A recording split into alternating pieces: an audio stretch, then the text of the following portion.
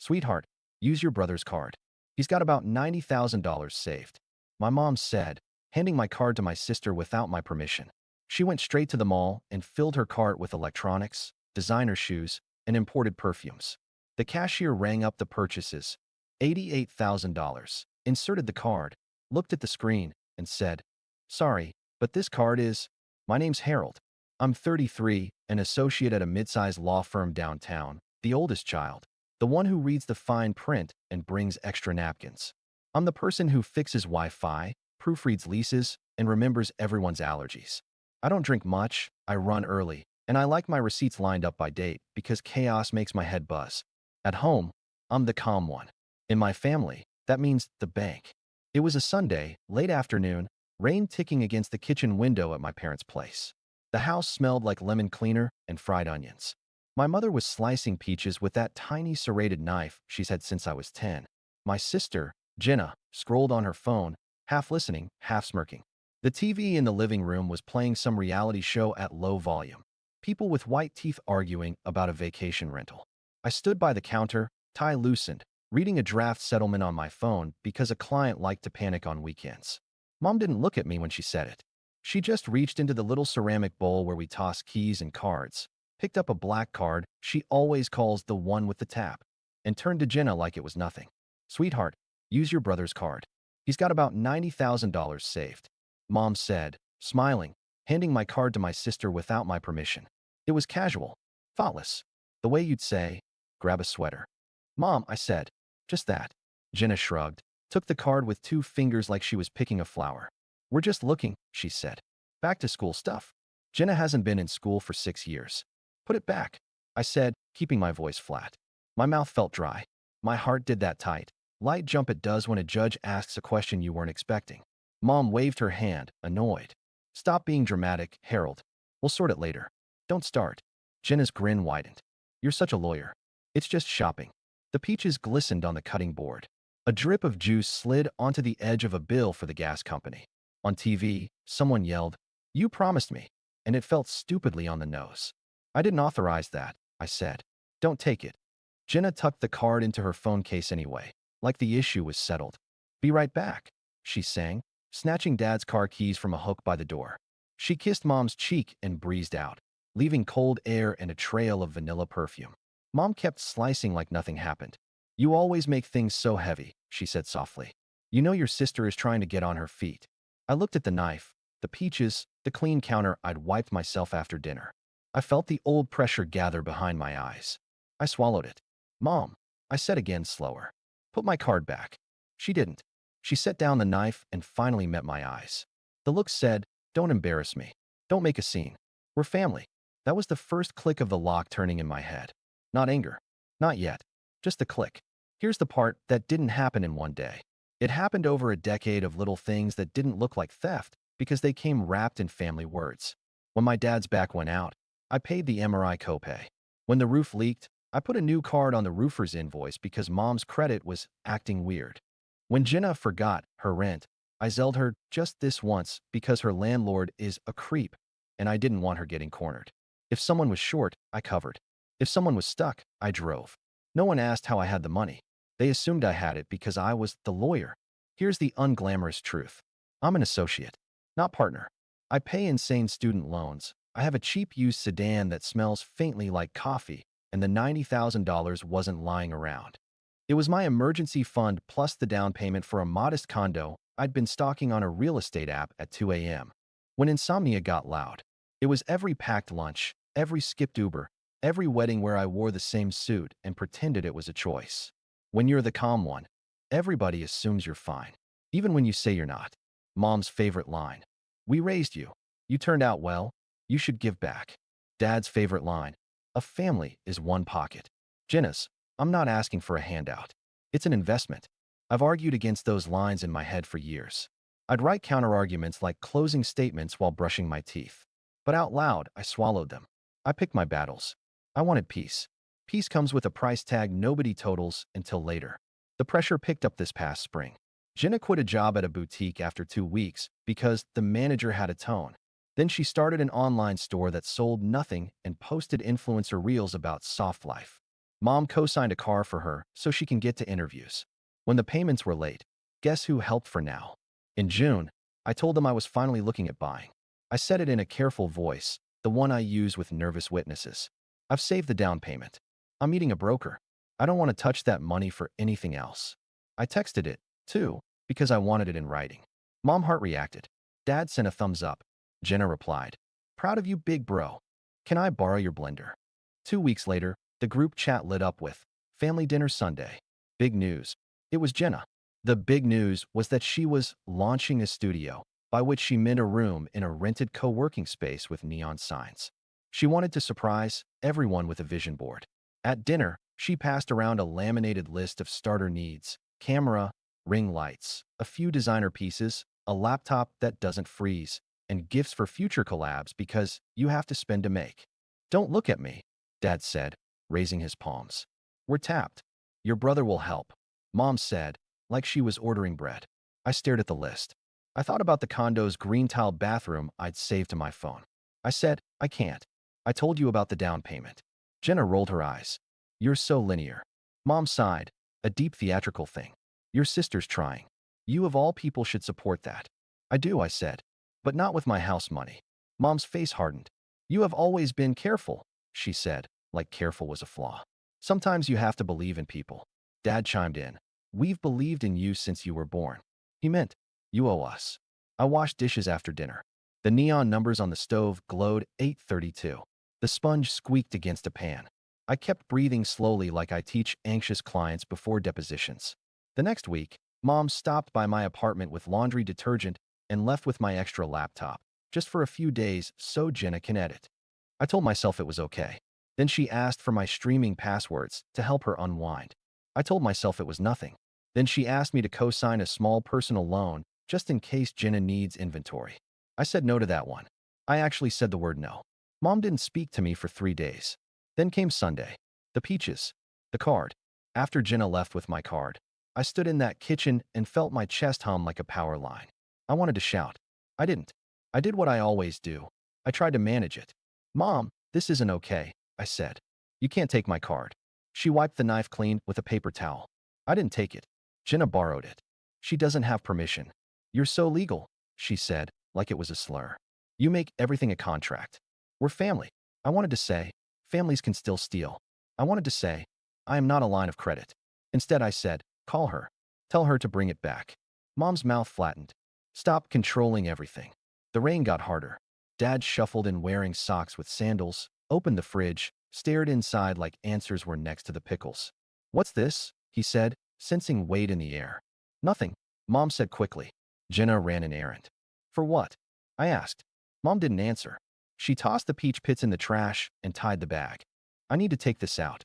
She went into the rain without a coat. It felt like a metaphor and also just my mother being dramatic with produce. I stood there with my phone in my hand. I typed, "Bring my card back now." I didn't send it. I deleted it. I typed, "This is not okay." I deleted that too. At 6:14 p.m., Jenna texted the family chat a photo of 3 shopping bags sitting in a mall food court, a smoothie next to them. The caption, "We love a productive Sunday." No tags, no receipts, no detail, just a poke. Mom sent a heart emoji.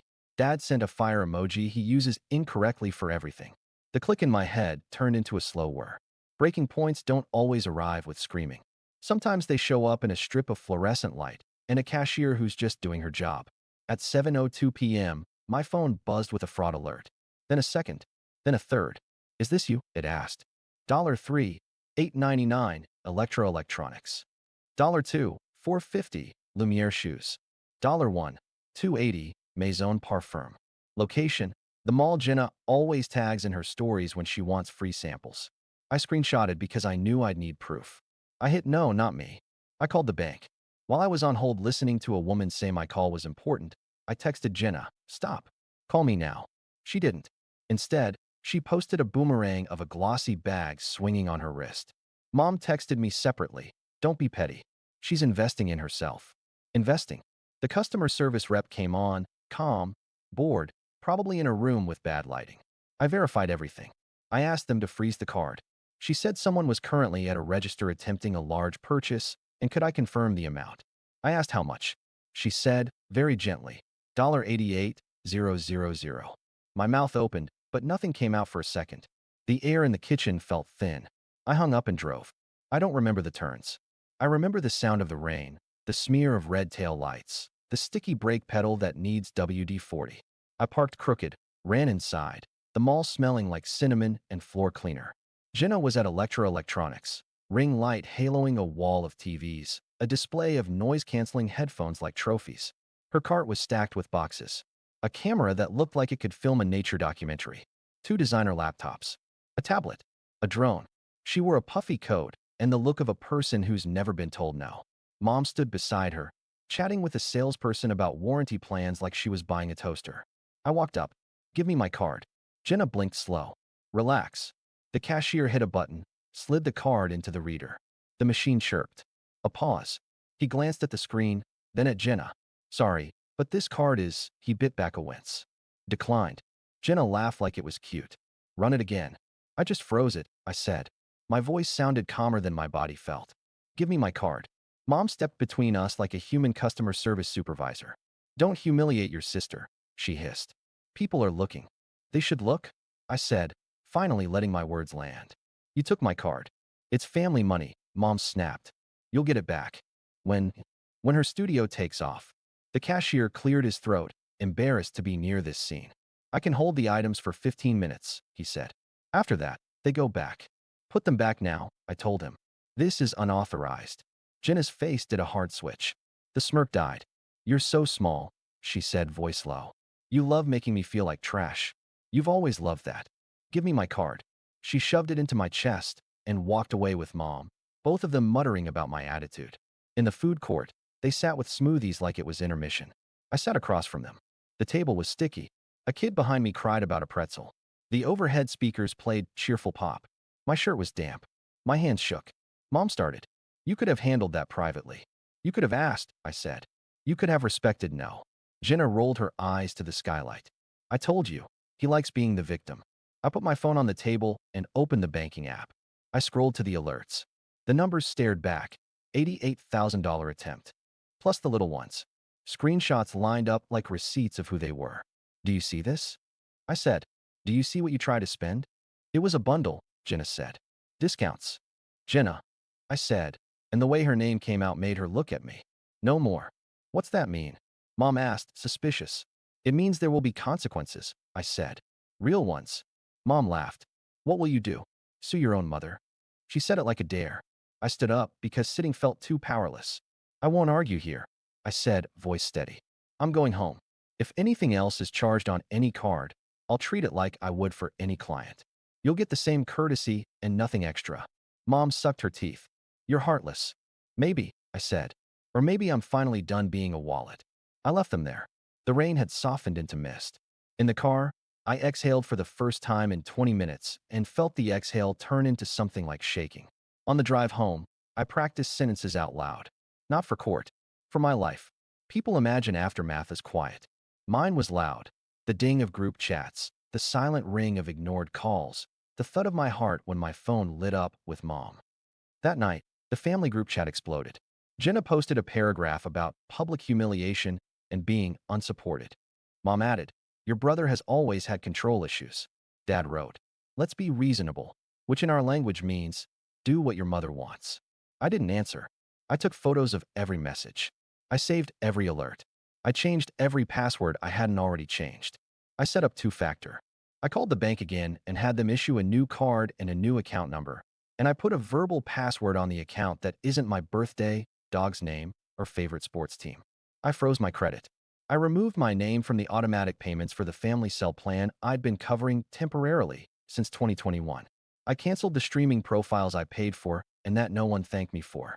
It felt petty for 5 seconds, then it felt like breathing. At 11:43 p.m., Mom called. I let it go to voicemail. Her voice was low and furious. You embarrassed me today, she said. You think money makes you superior. It doesn't. You wouldn't have that money without us. We fed you. We clothed you. We did without so you could study. You owe this family. I replayed it twice. The word "oh" scratched at me like sand. At 7:08 the next morning, a text from Dad. Come by tonight. Family meeting. I typed.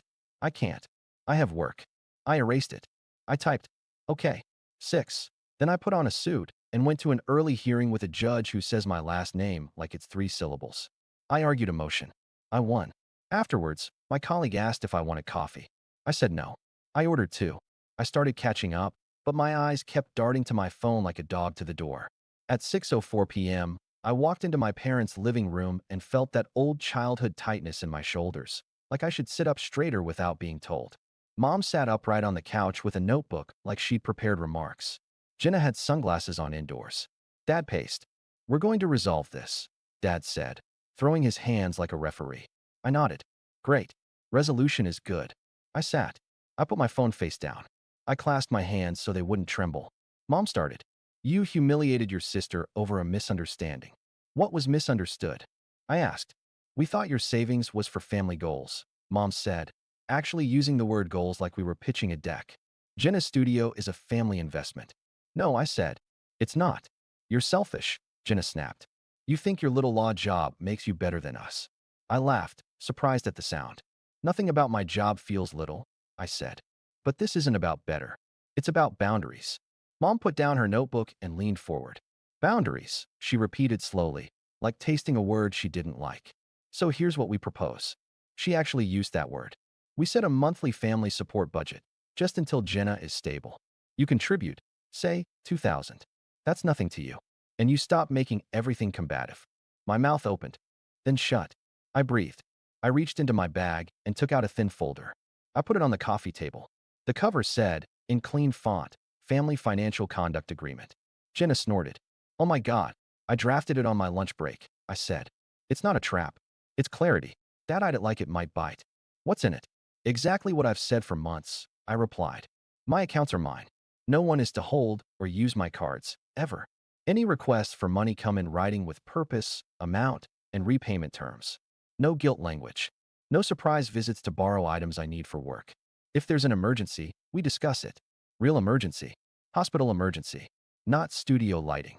Mom flushed. We're not signing that. That's fine, I said. It still applies.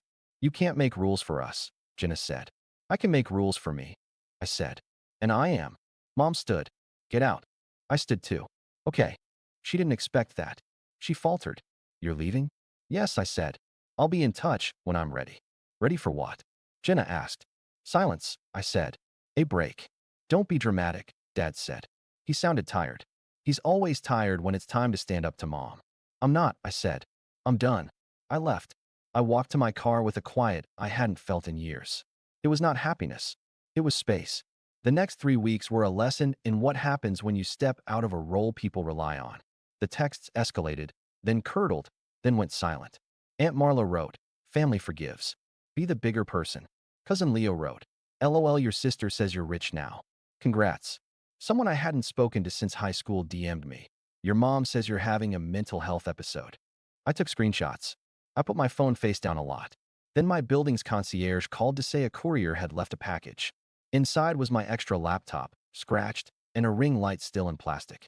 No note. I photographed them and filed the photo in a folder called Returns. I moved forward. I toured the condo with the green-tiled bathroom. I met the broker. I ran numbers. I felt the terror of doing something big for me after years of doing big things for everyone else. On a Thursday, I was in court when my phone buzzed with restricted. I let it go to voicemail. It was Mom. Her voice was different, small, brittle. We need your help, she said. Jenna has an issue with her credit. Someone did something with a card. There's a police officer here asking questions. Call me. I sat in my car after court and listened to it twice. The sun was bright. A kid pushed a scooter down the sidewalk, helmet too big. I called back. What happened? I asked. It's a misunderstanding, she started. What happened? I repeated. Mom exhaled. A card was used. They're saying it wasn't authorized. They're saying it was fraud. Whose card? Yours, she said quickly. But it's a mess, Harold, because it's all in the system wrong. I cut in. No, I said. It's very simple. I reported unauthorized use. If someone used my information, the bank and the police will handle it. You're going to let your sister get arrested? She snapped, heat returning to her voice. I could hear the old hook sliding into place. Family, guilt, duty. I felt it hit the boundary I'd built and stopped there. I'm going to let the process work, I said. Like I would for anyone. She's your sister, Mom said softly. pleading now. Yes, I said. And I've been her safety net for a decade. That net is causing more harm than help. Mom went quiet. Then, you've changed. I've stopped lying, I said. That looks like change. For 2 days, it was chaos. Extended relatives called. Old neighbors texted. Jenna posted a long story about betrayal with a black background and white font. I didn't look. I only saw when a friend sent a screenshot with, "Is this about you?" I replied, "Not my circus anymore." Then it got quieter. People run out of outrage when you stop feeding it. I closed on the condo. I signed a lot of papers. I held the keys in my palm, warm from the escrow agent's hand, and felt my chest loosen like a knot untying. On moving day, my friend Marcus carried the heavy boxes and kept cracking jokes about my lawyer books, casebooks I keep for nostalgia. Because yes, I'm that person. We assembled a cheap IKEA table that wobbled until it didn't. We ate pizza on the floor because I don't own a table yet. It wasn't glamorous. It was mine. At 9:14 p.m., I stood alone in the green-tiled bathroom and looked at myself in the mirror. I thought about the kitchen with peaches and a tiny knife. I thought about my mother's face when I said consequences. I thought about all the times I drove over at midnight with groceries and pretended that was love. My phone buzzed. A text from Dad. "Proud of you." Just that. 2 words. No emojis. No strings. It surprised me how much that small thing pinched behind my eyes. I typed, "Thank you." I didn't add anything else. 2 months later, Dad asked me to stop by without the drama. The house looked the same. Lemons on the counter, TV murmuring, the hook with keys. Jenna wasn't there. Mom poured tea she never drinks and pushed the cup toward me. "I shouldn't have taken your card," she said, eyes on the steam. I shouldn't have told Jenna to. I told myself it was for her future. It wasn't my decision. My throat tightened. Years of arguing. And then, finally, plain words. "She's back at the boutique," Mom added. "Part-time.